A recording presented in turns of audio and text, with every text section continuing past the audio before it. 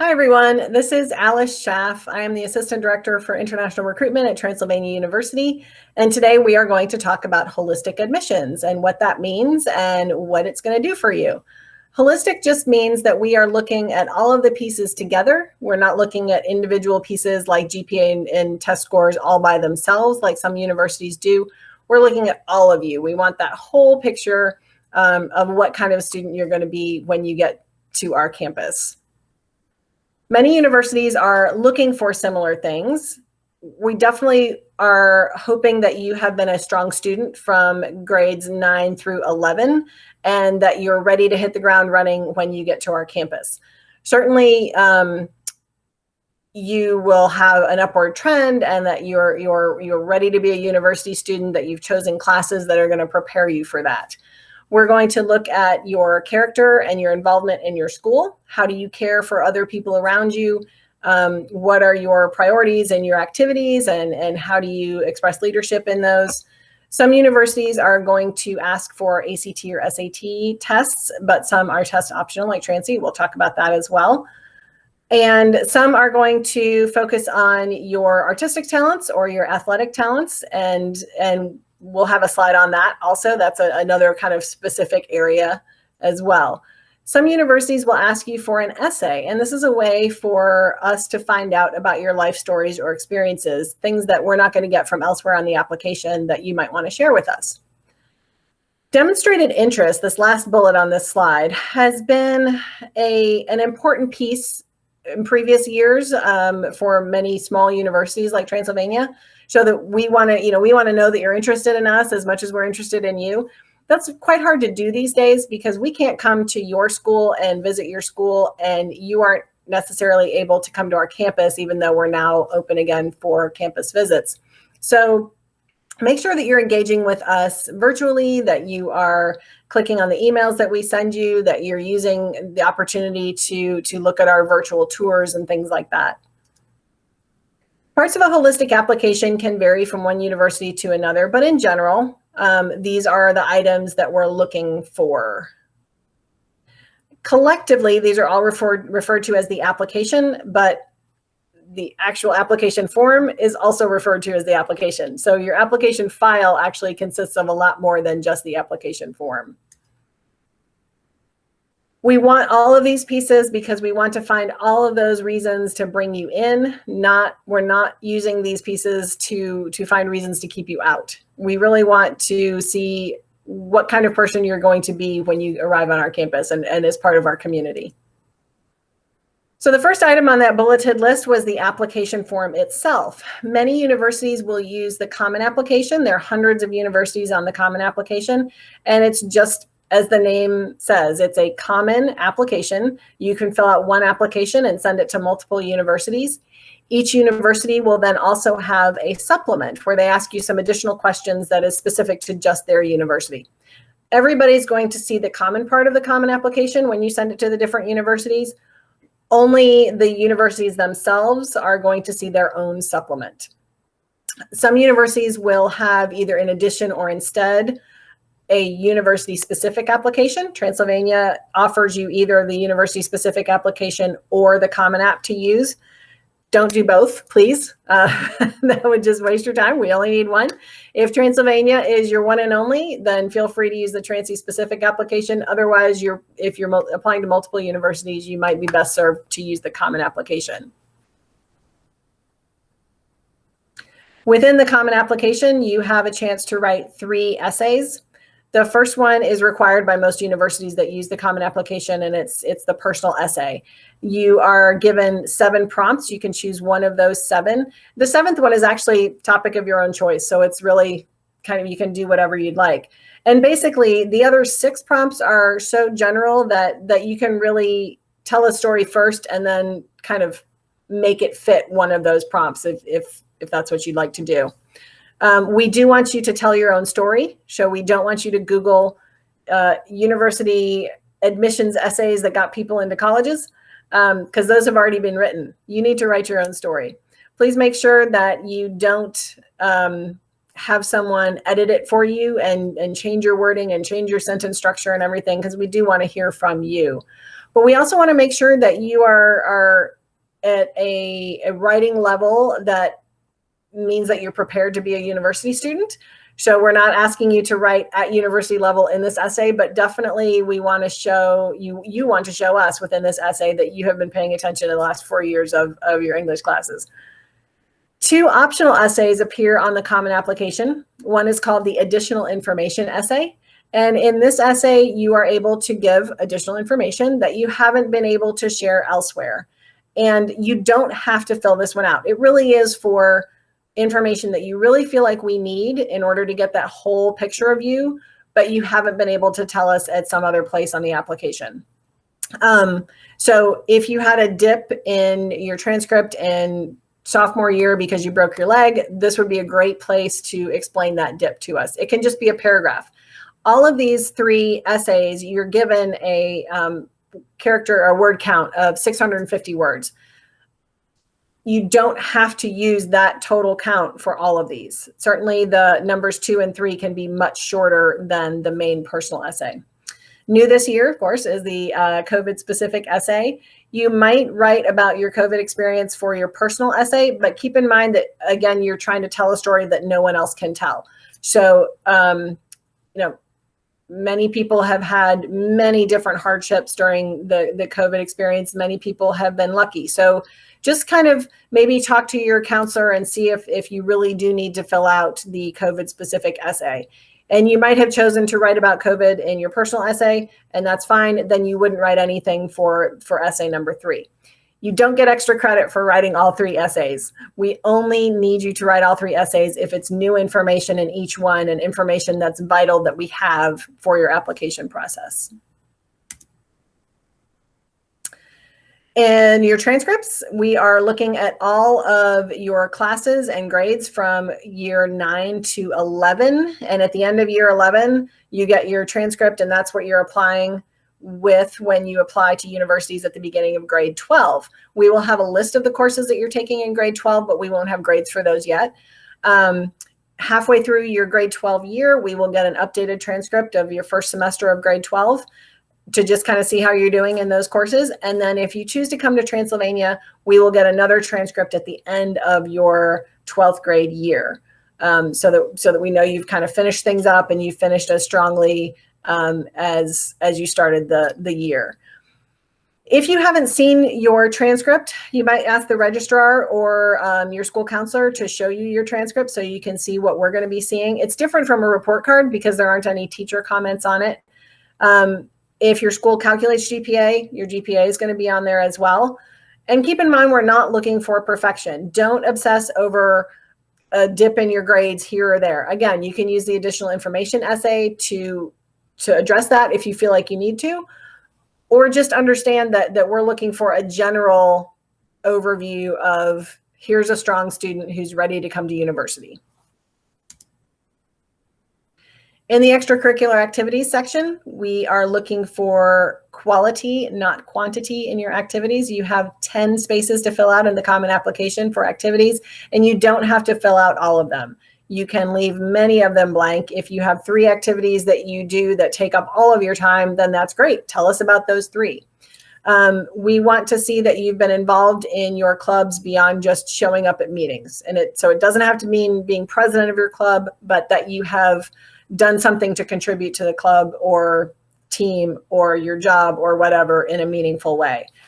We also realize that you might be having responsibilities outside of school. So extracurricular is not just school related. It might be community, it might be faith-based, it might be you're working on your family farm and that takes a lot of time, or you are taking care of your siblings. On the Common Application, it gives you a very specific form to fill out about your role within the club, and then a description of what you do. They're quite small spaces, so don't feel like you have to write full sentences. Short descriptors will do. And then it asks you for hours per week and weeks per year. I gotta get that right. Hours per week and weeks per year. And again, we're not worried about fiddly little details there. So don't spend a lot of time counting exactly how many weeks you spent on the school play. We just want an overview. Which one of these activities takes up the most of your time? Which one doesn't take up the most of your time? Stuff like that. We are going to ask for a recommendation. Transylvania asks for one recommendation from a teacher or counselor. This is one area that's going to require you to be very organized, because different universities are going to ask for different things when it comes to the recommendation. Some, like Transy, will ask for one recommendation from a teacher or counselor. Some will ask for one recommendation from a teacher, and it has to be a teacher from a core subject. So English, math, social studies, languages, or science. Some will ask for 3 recommendations. One has to be something specific, and the other 2 can be up to you. You need to be very careful that you're sending the right number and type of rec to the right universities. Otherwise, your application will be considered incomplete. We recommend that you ask a teacher who knows you well, but it doesn't necessarily have to be a teacher with whom you've gotten the best grades. Taking a teacher's class and getting an A++ all the time doesn't necessarily mean they've seen you work hard and struggle when your chemistry experiment blew up and then get over that and do it again and get better. Sometimes it is the teacher who's seen you struggle and has had you come in for extra tutoring that can speak more to your abilities as a student.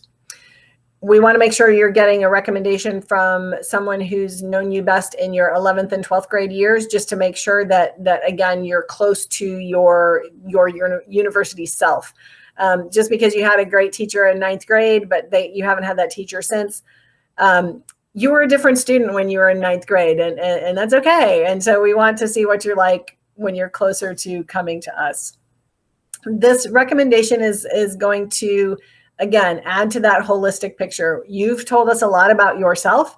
Now we want to get a different view from the outside looking in. How do the faculty and staff at the school think of you? How do your peers think of you? How do you engage with your community? What kind of contributions might you make to a university? Once you decide on who you might ask for a recommendation, please ask early and ask as personally as possible. I used to say ask in person, but that's not going to be possible maybe at this point. So definitely you're still asking. You're not telling them that they have to write a recommendation for you. The way to phrase it would be, would you consider writing a recommendation for me, please, for university?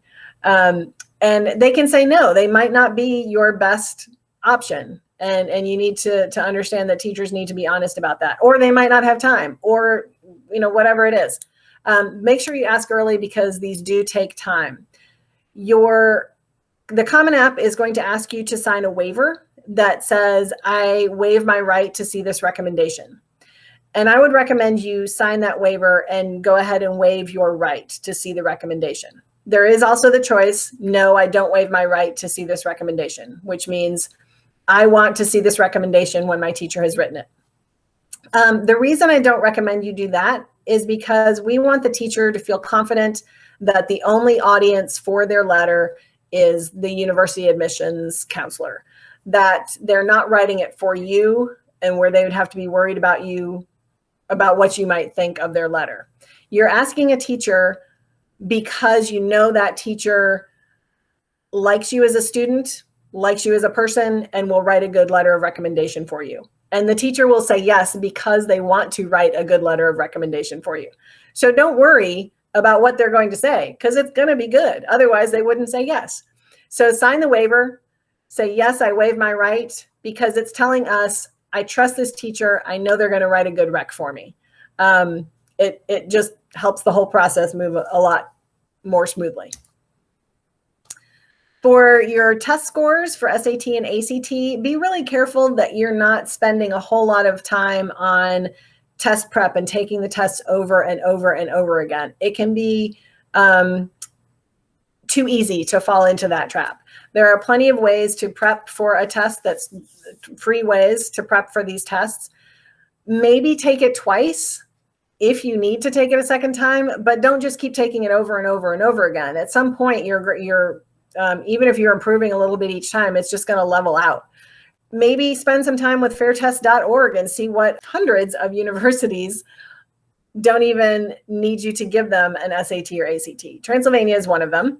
If you don't feel like your SAT or ACT really reflects you as a student, then we don't need it. If it does reflect you and you feel like it's a good reflection of you, then send us that score. Some universities will require interviews. Again, this is one area that's going to require you to be very organized. So schools that say they require interviews as part of the application process are really asking you to make sure that you have all your ducks in a row, that you get these interviews scheduled and done before the application deadline. Some universities will say that an interview is recommended but not required. Go ahead and do it anyway. Yes, it says it's not required, but you will learn more about the university. You will get to know that admissions counselor that you're talking to. You get practice in a formal interview kind of setup. Would strongly suggest that you do the interviews that are recommended but not required. Same thing for the informational interviews. It still gives you an opportunity to learn about the person that's talking to you and about the school, and gives you practice in that formal interview setting. Other universities like Transylvania offers you an opportunity to sit down with a counselor and talk and ask additional questions, and we will ask you additional questions. That's going to feel like an interview, but it's not an interview. We don't call it an interview because it's not an interview.